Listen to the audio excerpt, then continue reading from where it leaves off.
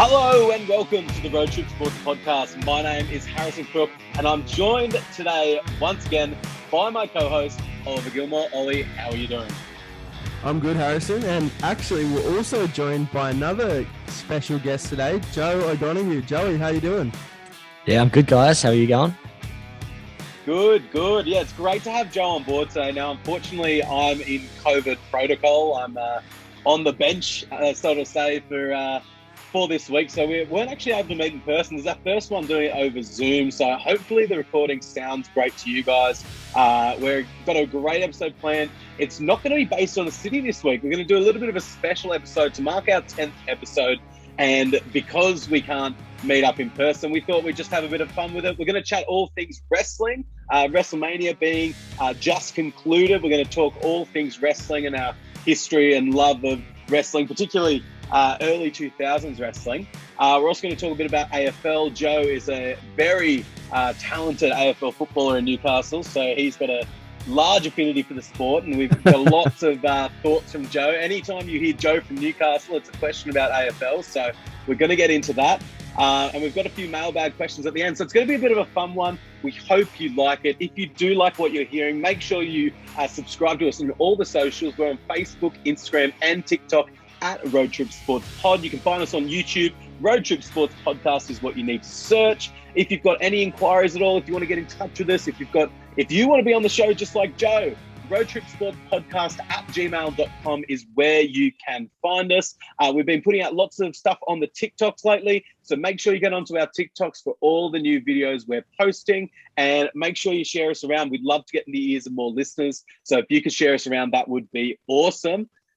Now, I reckon it's time to get into it. Let's get cracking. All right. So that our audience and our listeners know a bit about Joe, we've got a few questions that we sort of answered at the start of our podcast journey that we're going to get Joe to answer as well to sort of fill in those gaps. So, Joe, 3 teams that you root for from any sport. Who is it? So in the AFL, the local club, the Sydney Swans, a diehard Swans fan. Yes. In the A-League, Jets fan. I'd say I was, when I was a young'un, I was a big follower, but I've sort of went into the wilderness with the A-League, but I've come back now recently this year. Yep. And going international, the NBA, follow the Lakers, and similar to the Jets, as a young fella, was really into them. Sort of through high school, wasn't really following the NBA a hell lot, but I'm back into it now. Yeah, awesome. A few of those align with some of my preferences, so it's always good to hear. Ollie, you've got a question for Joe. Yeah, I'm pretty cynical. I love my teams, but I have a fair few rivals in sports as well, Joey. So you might not hate someone as much as I hate Essendon, but who are your top 3 rivals? I've gone for the top 3 rivals. I've gone all AFL. Obviously, and I think Harrison, you'll back me up with this. The Greater Western Sydney Giants. Oh God, I hate them. Yeah, can't stand them. There's so much. Plenty of flogs on that list. Also Hawthorn, just because when you're losing a grand final to a team, it's hard to not hate them, really, let's be honest. Yeah. And the same applies to the Eagles. Back when I first started actually following AFL, there was some very tight contests between the Swans and the West Coast Eagles. So, yeah, cannot say I'm a fan of that club either.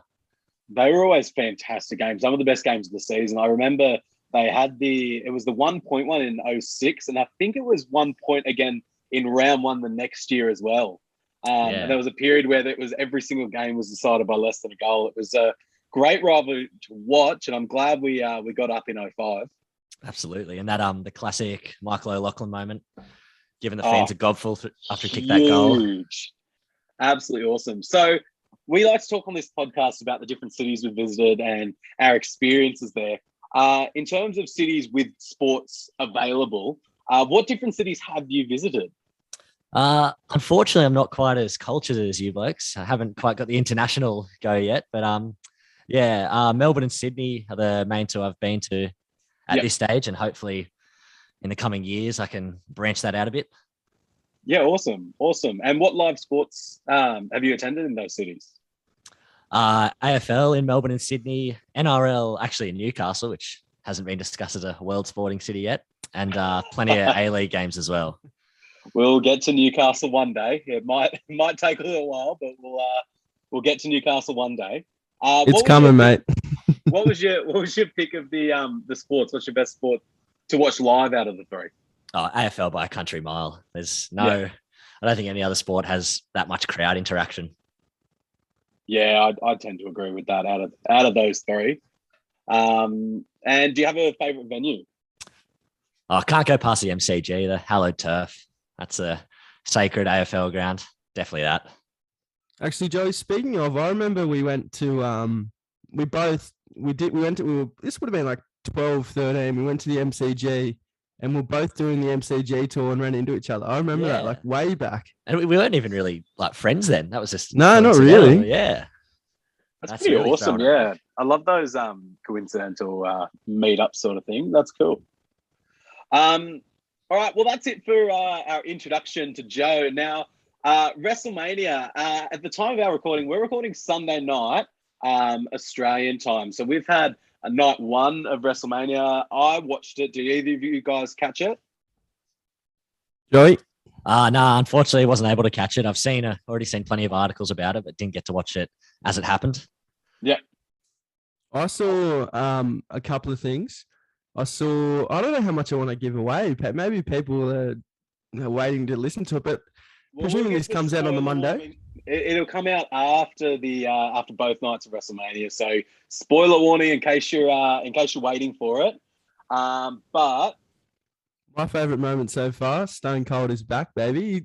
Drinking the beers, eh? He was chugging beers for the first time ever in a Stone Cold match. He was chugging beers mid-match.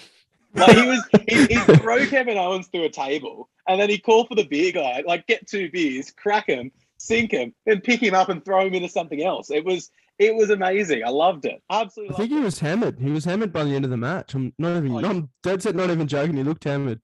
What's the over/under on how many cases it took from him last night? I reckon he got through almost 2. Jesus. He sunk a lot. Mid-match, I think he did at least like 14, 15. And then after he did over a case, just afterwards, just chugging beers. Yeah, 100%. He's good value, mate. Absolutely good value. Well, so we were all fans of wrestling when we were young, as I'd say most boys are. It's sort of people playing out what we'd like to do to our brothers, sisters, cousins. And we often do as well do that to our brothers, sisters, and cousins. So I played a lot of wrestling video games when I was younger. I know you guys did too. What was your favorite wrestling video game to play? Mine was on the old PS2, the SmackDown vs. Raw, and I think it would have been 2006, maybe. Yeah. Oh?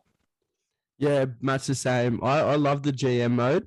They've actually brought it back this year, but I loved it. And for the life of me, why they got rid of it, I'll never know. But between the GM mode and the career mode, and it changed every year. It was like the story. You control like a particular WWE superstar, and it'd be like an option as to what you could do throughout the story, that sort of thing. Really, really cool as well. So weird.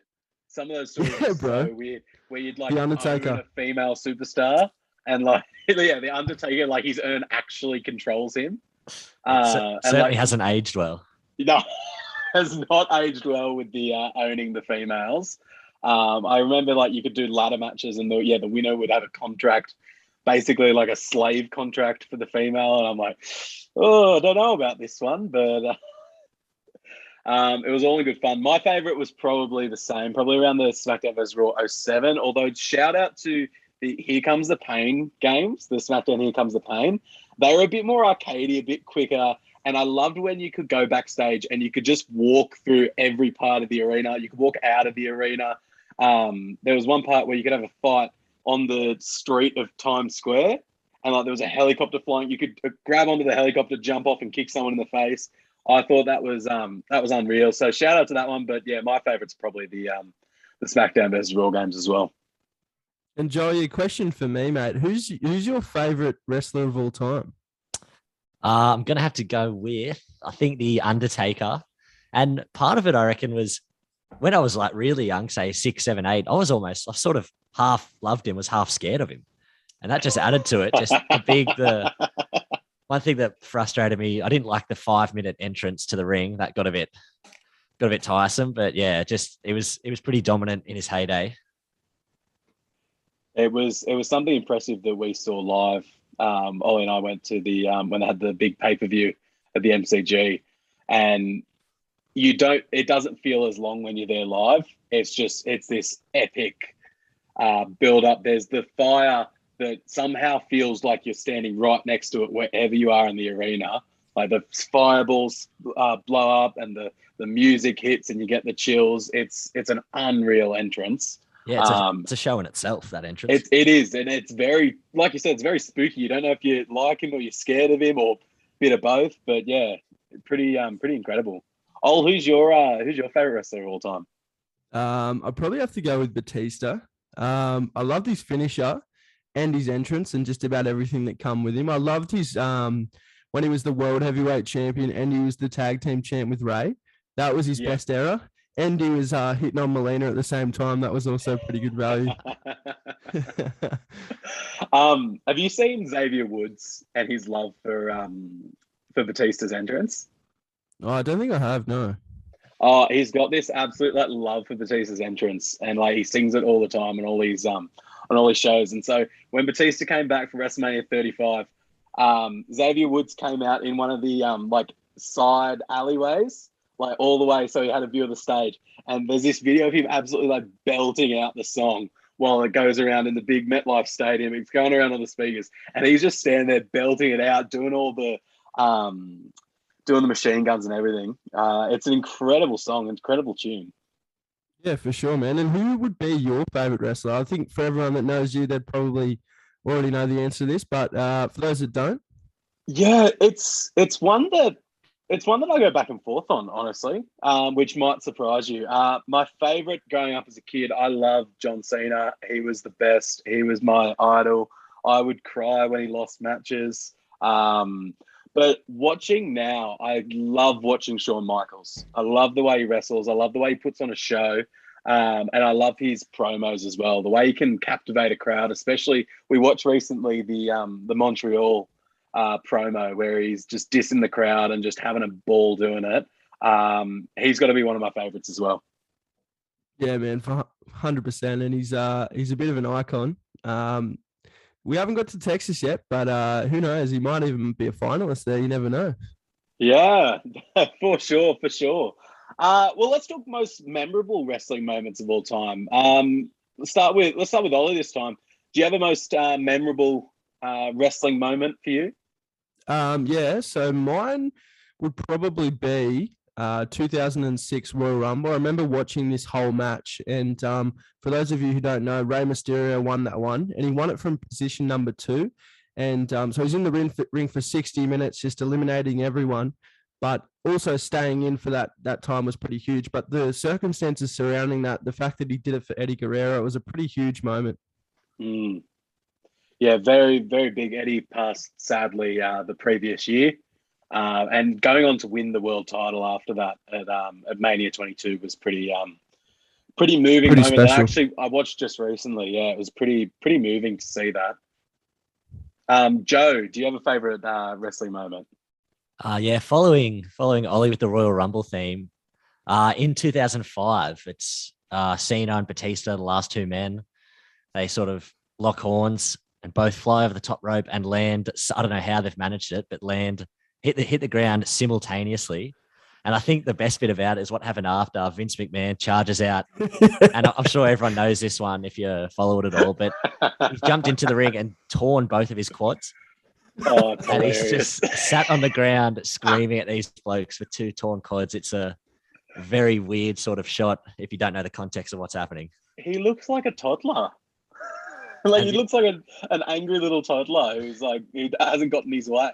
The way he stomped down just to be looking up at these two behemoths was He throws the jacket funny. down and The funniest thing is it wasn't planned. I don't know. I think that was what you were about to say then, Crookie. Yeah, it wasn't planned. It wasn't planned at all. It was an accident. So yeah, Batista was supposed to just give him the Batista bomb and toss him over. It wasn't like he was going to bomb him over either. It was Batista sort of lost his balance and fell towards the ropes, and that's when they both went over and somehow both made it at the same time. And then the funniest thing as well is the refs immediately went to their superstar from their brand. So the SmackDown refs went and raised John Cena's hand. The Raw refs raised Batista's hands. That wasn't planned either. They just went instinct. They was like, well, we're gonna support our guy, and it looked like it was supposed to happen because of that. Yeah, full credit to those refs. Real like off the cuff thinking to sort of play that all out. For sure. Well, my favorite moments. There's a few like real memorable moments for me. One that obviously I wasn't watching at the time, but the WrestleMania 17 main event, Austin versus Rock, the promo beforehand, the My Way promo. If you haven't seen it, check it out.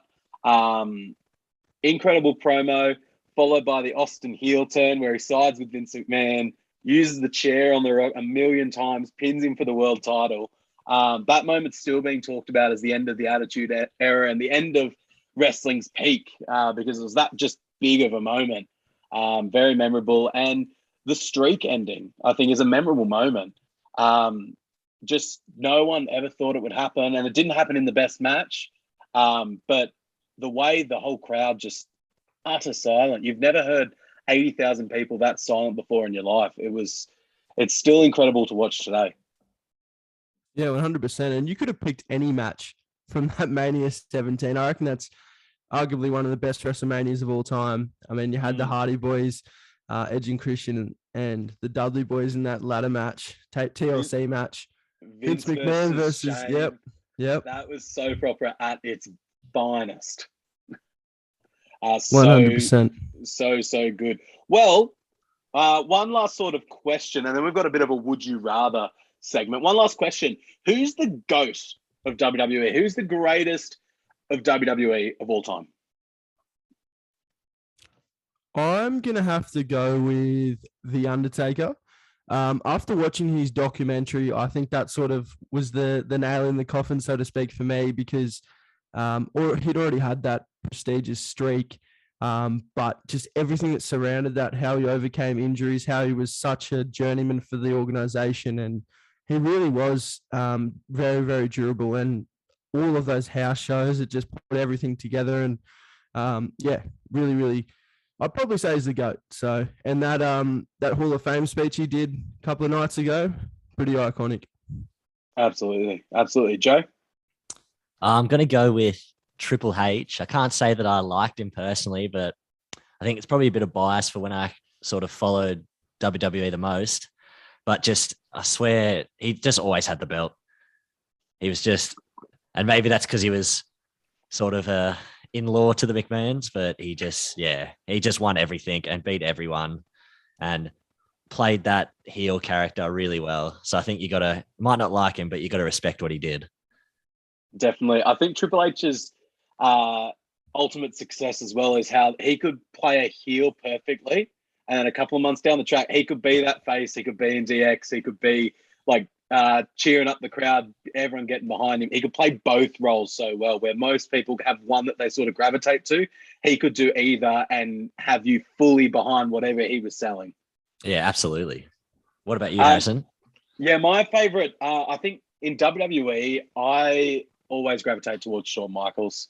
I think that his in-ring style was legendary. I think he had, as a worker, I think he had the most memorable matches, especially at WrestleMania time. Like you could rattle off almost any WrestleMania match that he had. You think the two against Taker, you think the Ric Flair, John Cena against Kurt Angle, against Chris Jericho. He had some incredible WrestleMania matches, and then on the microphone, he was just as talented. He was always someone to change the channel to watch Shawn Michaels. If we're talking about wrestling as a whole, though, I think Ric Flair as well had an immense impact on the business, both his way of working as a heel and being around all the different promotions and making an impact in so many different wrestling promotions. I think that a shout out to Ric Flair is in order as well.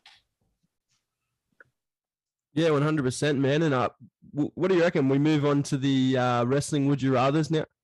I think so. So I'll bring the first one. Would you rather go through a flaming table or take a thumbtack spot? So spread out all the thumbtacks on the ring, flat back onto all the thumbtacks. Maybe it's with a spine buster, a power bomb, flat back onto the thumbtacks. They all stick in your back. Which would you take? I'm certainly taking the flaming table. I don't know about you, Joey, but I think you can sort of avoid the heat of that if you quickly roll out of the way, but you're not avoiding thumbtacks inside of your back. Yeah, I got to agree there, Ollie. The having several hundred tacks stuck in you just doesn't do it for me. I'd be definitely leaning towards the table. Yeah, I tend to agree as well. I watched the Edge McFoley match recently where they did the flaming table spot and they did the thumbtacks, which is sort of why I wrote the question. And the way they had the fight, it sort of went out immediately. I don't know whether it was something on the table or just the way they went through it, but it did go out immediately. It was that instant sort of, it'd be that short-term pain, but long-term you'd be okay. Well, the thumbtacks, it almost hurt more when you're back in the locker room having to pull each and every one of them out of you and then stitch up all the little holes that are left, like a pincushion. Yeah, I'd pick the flaming table as well. Next question for you guys. Would you rather have John Cena or The Rock in your next movie? Joe, do you want to take this one first? Yeah, I'm gonna go with I think The Rock. Just because, to be honest, I don't think I've watched a whole lot of movies with John Cena in it, or at least John Cena playing a major role. So I don't really have enough context to actually make that call. So I'm just gonna have to go The Rock for familiarity. I think it's a tough question because John Cena's got a very distinct vibe to him, and I think he's really rising in Hollywood. But I do think The Rock is the bankable star, and if you're making a movie, you're making it to make money, and The Rock is going to make you 500 million no matter what the movie's about. Yeah, that's fair. Have you got one for us at all, Joey? Yeah, I have here. So, would you rather be a jobber but you're earning 1 million a year, or be a superstar only getting 100K a year? Are we taking into account, does that include merch or is that base salary? We'll say base salary. Okay. I would be the superstar for 100K because the merch, you'd earn a lot more in merch. You'd earn a lot more in endorsements and then other things on top. And also you wouldn't have to be a jobber and be embarrassed on television. Yeah, that's it. I probably have to agree with you as well there. So the next question I have, let's ask this one to Joey to start off with. Would you rather compete in a ladder match or a steel cage match? That's a good one, actually. I'm going to go with the steel cage match, I reckon, because I know there's going to be a spot where you're jumping off the cage. Like, that's a given. But I feel like in a steel cage match, there's a lot less of those spots jumping off. There might be 2, maybe. Whereas in a ladder match, you're taking 5, 6, 7 big bumps. And just it's an awkward landing going through those ladders. I know there's a technique to it, but it's still a long way to fall. I think there's no way to fake a fall through a 20 foot through a ladder. People say wrestling's fake, but you can do whatever you can to minimize the impact. It's still going to be a not very fun thing to do. Spot on. I personally would still do the ladder though. I feel like while it does provide more options, I think that's a benefit and not a detraction. I think that you could work a much better match and with more variety in a ladder match. I feel like you've got more variety for your match. What about you, Al? I'm gonna have to agree with Joey, but for different reasons. I think when we talk about ladder matches, it's usually 3, 4, 5, 6, 7, 8, 10 people. You know what? Vince McMahon will put however many people he wants in those matches where you sort of got a steel cage. It can be 2-on-2 or 1v1 and that sort of thing. The numbers game works in my favor. I'd probably rather a steel cage match for that reason. Yeah. All right. Well, last one. CM Punk or Daniel Bryan? CM Punk for me. I'm going to go Daniel Bryan. However, CM Punk has definitely grown on me with age. I'm going to say D-Bry. I love the WrestleMania 30 moment. I still watch it back every now and then. Awesome. All right. Well, I think that's it for our wrestling chat. I hope you guys enjoyed that. If you do want to see some more wrestling content from us, make sure you get in touch with us. But we're going to get into some AFL chat now. We're 3 rounds into the season. We've almost, at this point, finished round 3. So we can sort of start to see where the teams are stacking up. Ollie, what are your thoughts on the season so far? I think it's been a really good season from a game and a player and sports wise. I think the one alarming thing that I noticed from that first game that I went to, that Sydney Swans versus Giants game, and it's flowed on, is that I think the fans and the attendance rates that they've been getting is dramatically low. We saw on the weekend that the Giants and Suns had 4,000 people in attendance. Now the Giants have 30,000 members. So what are those 26,000 members doing? Like, what's going on there? But I think overall the season's been good, but I think we've got to look at it from that perspective as well. I think we can look at the negatives a bit, and that's certainly something I've noticed. I'll tell you what those 26,000 people are doing. They're doing what the rest of Australia is doing, not caring about the Giants. Mate, I don't know. I think the Giants are still a decent team. Maybe if I reckon if you move the Giants in Melbourne, I reckon they'd have 60,000 members. Just if they had that established base. Get them out of Sydney. Straight to Tassie, mate. Go away. Go to Tassie. Go to New Zealand. Go away. I don't need them. Leave North alone. They don't need to move. Get the Giants to Tassie. I back that. Joe, what are your thoughts on the season so far? Yeah, following Ollie, I think it's been good. The how even it seemed. Obviously, there's still sort of those top teams who are just in cruise control, I'd say, at the moment, sort of your Melbournes, your Brisbanes, but sort of between that 4th to 12th, it's very hard to pick a game. I know my tips have lost the plot this week. I had an absolute stinker. I don't know about you boys, but I think that's been really good. But one thing I've noticed, and I don't think it's a surprise, and one of the listeners, Noah, is not going to be very happy with this, but North Melbourne, I know they're not very good. I accept that, but how do they get beaten by 110 points? That's suburban footy stuff. How does that happen? And I don't know how much you guys have watched their games this year. Their skills are atrocious. I just don't get how that can happen at the professional level. They're lucky they played the Waffle All-Stars last week, because I don't see where their next win is coming from. Yeah, and that was an unconvincing win, let's be honest. Against the under-18s and whoever they could sort of fly to Melbourne in time. A couple of fill-ins in that squad. I think it's been an interesting season so far. As an AFL fan, I don't watch all the games. I mostly just follow the Swans.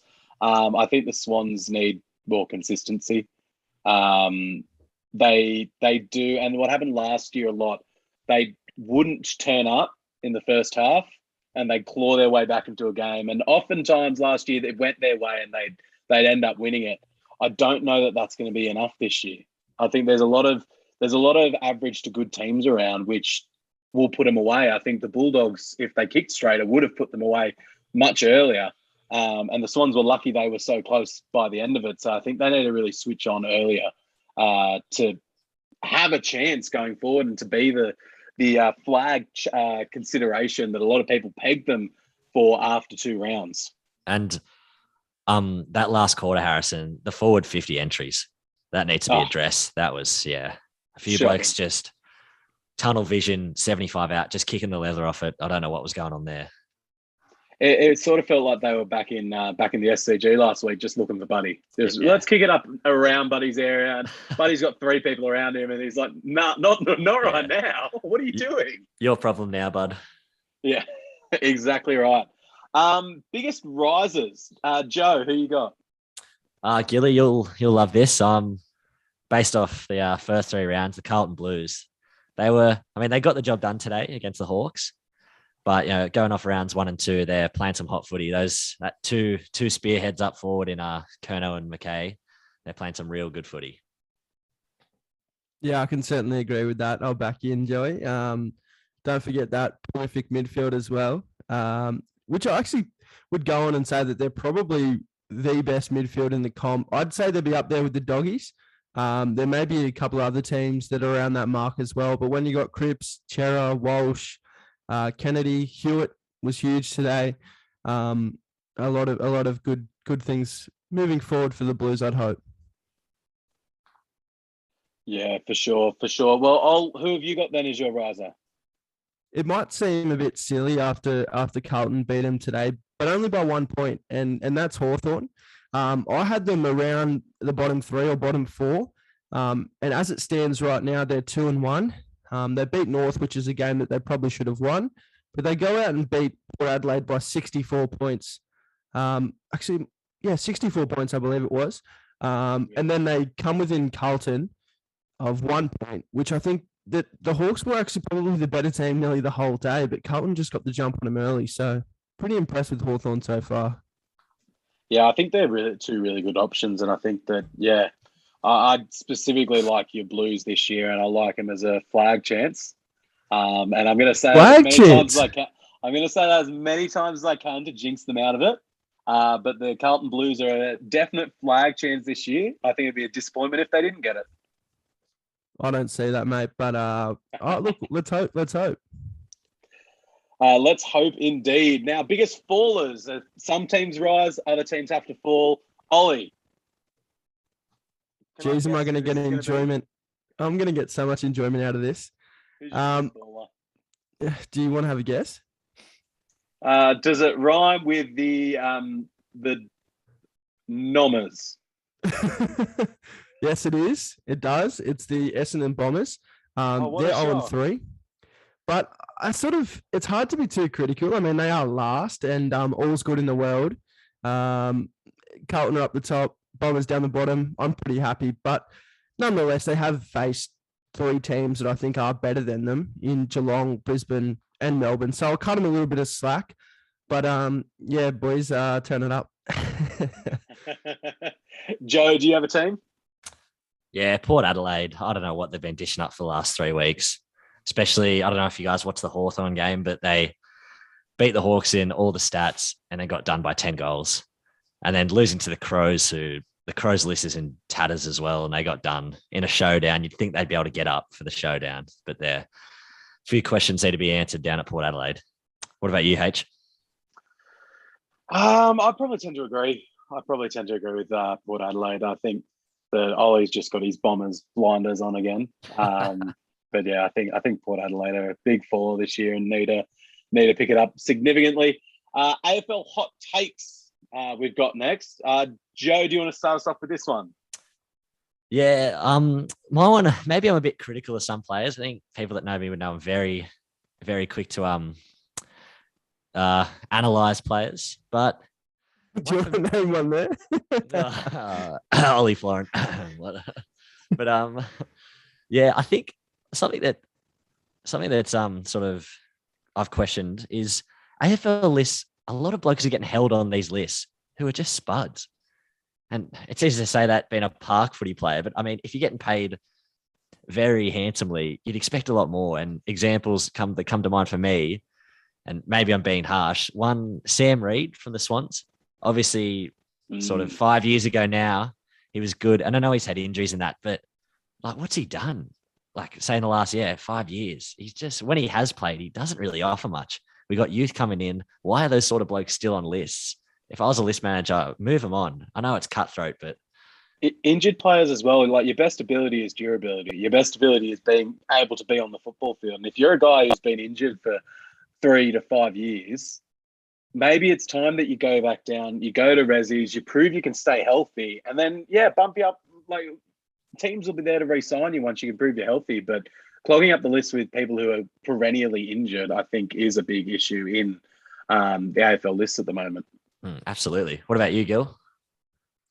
One for me would be my big call. My hot take is disposals are the most overrated statistic in AFL.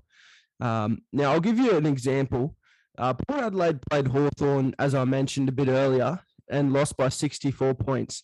Now, the top 4 disposal getters on the ground, we had Boak with 39, Amon with 38, Wines with 36, and Butters with 29. Then no one was really within those guys. And they lost by 64 points.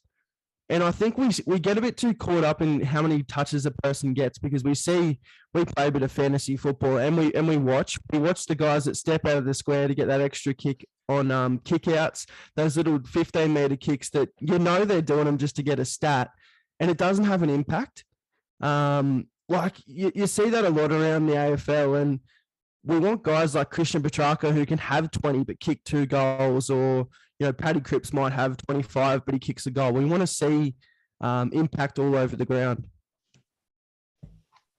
Yeah, I tend to agree. I think that everyone immediately looks to the disposals as well to judge, like, who had the good game, and like you said, can you really have had a good game if you lose by that much points? Can you really have said, yeah, I'm one of the best on ground? I think that there are lots that you've got to take. It's like stats are always tell you part of the story. They don't tell you the whole story. And I don't think one stat can ever and should ever tell the whole story, no matter what the stat is. Yeah, there's nothing more valuable than that eye test. Exactly. And that's why people still pay selectors to go out and watch games, not just sit on the computer and play a bit of Moneyball. My hot take is Melbourne should not host the grand final every year. You're off your tree. That is hot. I think that I really like that other cities have got to a chance to host the grand final. I think it's done a lot for the sport, and I think it will continue to do a lot for the sport if it's moved around. I'm not saying it should be played in the mean streets of Newcastle, but being able to move it around a little bit, get it exposed to other areas, because it being in Melbourne reinforces it being a Victorian sport. But if it moves around a little bit, I'm not saying it can't be in Melbourne every second year, but maybe every second year it goes out and we have a game in Sydney, and we have a game in Perth, and we have a game in Adelaide, and just move it around a little bit to show some love to the AFL communities out there that love it just as much as the Victorian communities do, but don't seem to get that exposure come finals time and come grand final. Well, I think we could see it in the future, but we're not going to see it for many, many, many years. For those of you who don't know, the AFL has actually agreed to host the grand final in Melbourne until 2059. So you're not going to see it anytime soon. So I'm not even going to put up an argument against it, mate. So, but I don't mind it. I mean, so we did see a few finals games. Well, to be honest, all of them played outside of Victoria over the past couple of years. So I think it's certainly something that we need to start considering. For sure. Do you reckon 2060's out at Bill Elliott Oval? It might be a chance, mate. Might be played at Wagga or Ballarat. Who knows? All right. Well, we've got a couple of quick fire questions to finish this off. Who has the best logo in the AFL? I'll start. Sydney Swans. Old, new, doesn't matter. I'm going to go, sorry, Gilly, Essendon Bombers. No, that's all right, Joey. I actually don't mind their logo, funnily enough, but luckily that doesn't tell the full story about the club. Richmond Tigers would be mine. Old school and new school, I'd probably say, would be up there as well. Yeah. And best club song? I'm going to go with Good Old Collingwood Forever. Still another rival of mine. But I like the song. Seriously, it's like the United States national anthem. It's one of those things where it really does wear on you a bit. Like, it's crazy, but I really like it. I think it's a good song. I don't like hearing it by any means, but I think it's catchy. Joe, what's yours? Gonna go Richmond. Even through TV, when they belt out that big yellow and black at the end, that gives me the tingle. So definitely Richmond. Tigerland. I'm gonna sound like such a homer, but the Sydney Swan song is a banger. The banjo, surprise. The banjo makes that song. I am the biggest Taylor Swift fan, and the banjo in the Sydney Swan song is the best banjo in any song in history. Is it a bit of banjo? That is saying something. Banjo and a key change for that second the second rendition of it. The key change as well. Absolutely amazing. It beautiful sound in the stadium when they win. Well, that takes us to our mailbag. We hope you've liked the episode so far. It's been a bit of a different one, but I can't speak for you boys, but I've really enjoyed the different format and having a bit of a lighthearted chat. Going into the mailbag now, Josh from Newcastle asks, we saw 2 night AFL games on Friday. Should it stay? I'm going to say in its current format, I'm going to give it a convincing no. The reason why is because we saw a crossover. We saw a crossover between the 2 games, and I didn't mind being able to switch from one to the other. But I also I'd rather watch one and then watch another game, sit down, have a few beers, relax, or go to the pub and watch 2 games of football in a row. So with differing time slots, I think it can work. So whether that's a game starts at 6 and another one starts at 9:20 in Adelaide, for example, which would be 8:20 on our eastern side. But for instance, you think to yourself, oh, maybe let's record it. Let's record the 2 games and we can watch one back later. Well, they have the scoreboard of the other game down the bottom. So It's not even like it gives away. So it's like, I can't watch one game and then watch one after the other because it's got I'll at least know the score up until halftime or whatever it may be. Yeah, I tend to agree. I think they need different time slots. Even if there's an overlap, but it's a slight one, you need to put the focus on. It's Friday night footy. It's supposed to be like the big focus game of the round, and you need to put the focus on. You can't get muddled up. Otherwise, why not just have them on Saturday? And if we're going to be crossing over games in either Adelaide or Western Australia, that means we have to watch the Crows or West Coast every Friday night. I don't think anyone wants to do that. Exactly right. All right, so who's the biggest buy this week in fantasy? Nick from Newcastle asks. Joe, do you want to kick us off? Yeah, the big fella from the Western Bulldogs, Timmy English. I got rid of Gawn for him, which I think was a brave call at the time. Gawn, he ended up having a decent day, but yeah, if you're getting Tim English in for Gawn, you're making plenty of cash, and he is in red hot form. So if you haven't got him yet, you should probably act on that, bring him in. Yeah, I can certainly agree with that. I've got a bit of a dilemma with Gawny as well. So I'll be having a look at some options this week. But mine would have to be Angus Brayshaw. He took over 20 marks. He had 156 points. And there's a little thing called DPP, which every 6 rounds, they announce a new batch of players. So you might get a defender status or a forward status, depending on where you've played. I think he's going to get that defender status, which will probably make him a top six defender. Yeah. Very nice. Very nice. Well, Daz from CM asks, how did you all start playing AFL?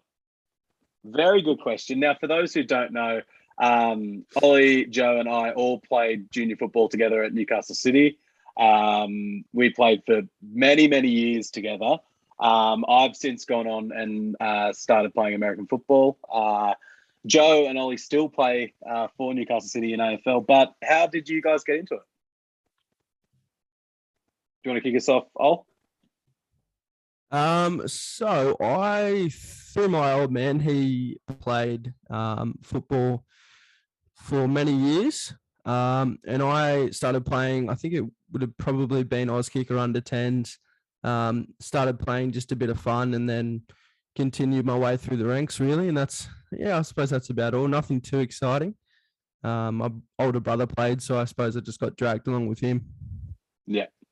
Joe? I was a little bit late to the party. Growing up, I was in a bit of a soccer family, but even though I was playing soccer, I never watched it sort of a weekend. I was always watching AFL. And then, maybe year 5 or 6. So when I was 11 or 12, I was just had a gut full of soccer, and I always watched AFL. So I thought, why not give it a shot? Yeah. I got into AFL. My dad watched it heaps and was really into it, and he wanted me to play a sport that wasn't rugby league. I think AFL was the natural sport. It was seen as to be less contact than the other sports. That was a lie. But yeah, it's I've played since I was 5 years old. So I remember playing in under 10s. They didn't have an Oz kick team when I started. So I was 5 years old playing in under 10s, playing against people double my height, and I got smashed regularly and had to sort of grow into it. But still some of my fondest memories playing AFL, especially with you boys. Unreal. Unreal indeed. Let's go now to who's your favourite sports commentator of all time? Peter from Lyong asks. My favorite sports commentator would probably have to be Mike Breen. He's an NBA commentator. And if you're not sure of who Mike Breen is, let me just say one thing for you. Tie game. Love it. Joe, favorite commentator? Has to be Dennis Cometti. I don't know how much of the AFL video games you boys have played, but the best. Some of Dennis's quotes on that were just all time, and just the stuff he whipped out off the cuff when in some big moments are just, you'll never forget some of his phrases. There's some you can't even repeat from the AFL game. I remember a few that'll make you crack up. And you're like, how is this in a video game for kids? Like, that's mildly racist. How did you get away with that? My favorites, as a big wrestling fan, Jim Ross, the voice of wrestling, absolutely incredible. Bugard, and Al Michaels. Michael.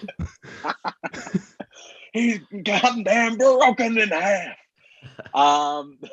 And as an NFL fan, Al Michaels, Sunday Night Football is absolutely awesome always, and hearing his voice calling the games for so long has been incredible. So he's probably my pick.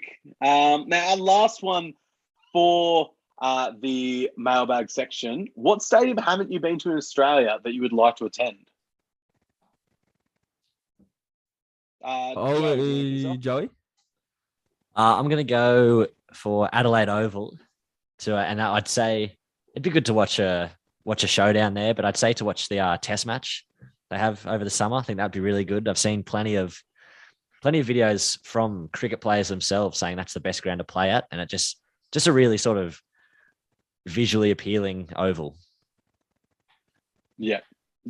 Oh, I'm gonna have to go with Optus Stadium. I've travelled to a few different AFL cities and watched a few different AFL and sports games, but I haven't been to Optus Stadium as of yet. So it'd be cool to watch a derby over there, or just any football game, really. I think it's been rated one of the best stadiums in Australia, so I'd love to go and watch a game there. Yeah, nice. I think Optus Stadium as well is a big one. It's a nice new stadium. It looks very impressive, and yeah, it'd be fun to go. All right, let's get into Lock of the Week. Now, last week's Lock of the Week, I picked Heaney to kick 3 goals, and unfortunately, Heaney and the Swans didn't realise they were in a handicap match versus the Bulldogs and the umpires, so Heaney didn't kick his 3 goals. And Brisbane beat North last week because, of course, they did. They were paying $8, mate. North were paying $8. How do you look at yourself in the mirror after picking that? I look at myself pretty fondly, mate, because I'm up 2-1, so get that up, yeah. All right, well, do you want to tell me your pick for this week? Yes, so mine is Liverpool to beat Benfica in the quarterfinal leg 1 of the UEFA Champions League. So this will be happening on Wednesday. So by the time we record next, we'll know that result. But not a draw, the full win, not 3 points, but hopefully they get up on aggregate there. Yeah. My pick for this week is going to be Melbourne Demons to get up over Port Adelaide. I think Port Adelaide, while they have the makings of a good team, they've been struggling lately, and I think Melbourne are just going to be too good for them. And also, I need to get my win back, please. Well, that's it for our podcast. We hope you've enjoyed the different format. Thank you so much, Joe, for coming on. Yeah, thanks for having me, guys. It was a lot of fun, and I'm keen to continue listening in the future. Yeah, awesome. It's been a pleasure having you, and getting all your questions each week has been very positive for our podcast. So yeah, thanks so much. Now, if you've enjoyed listening to us, make sure you subscribe on all the socials at Road Trip Sports Pod. We're on Facebook, Instagram, and TikTok. You can find us on YouTube. Road Trip Sports Podcast is what you need to search for that. If you want to get in touch with us, if you want to come on the podcast, if you've got stories you'd like to share about the cities you've been to, make sure to get in touch with us. Road Trip Sports Podcast at gmail.com is what you need to put into your emails. Now, we've posted on our Instagram a picture of our Hall of Icons so far. They're all the icons we've picked so far, and it's got a little bit of a hint for the next few cities we're going to be talking about on the podcast. So if you've got any ideas of who the icon might be, or if you've got any stories about you visiting those cities, please get in touch with us. We'd love to hear from you. I hope you've enjoyed it. That's it from me. Anything else from you guys? All good. Yeah, that's it from me. Perfect. Thank you so much for listening. I've been Harris Crook. This has been Oliver Gilmour and Joe O'Donoghue, and we will see you next time. Thanks, guys. See ya. See ya.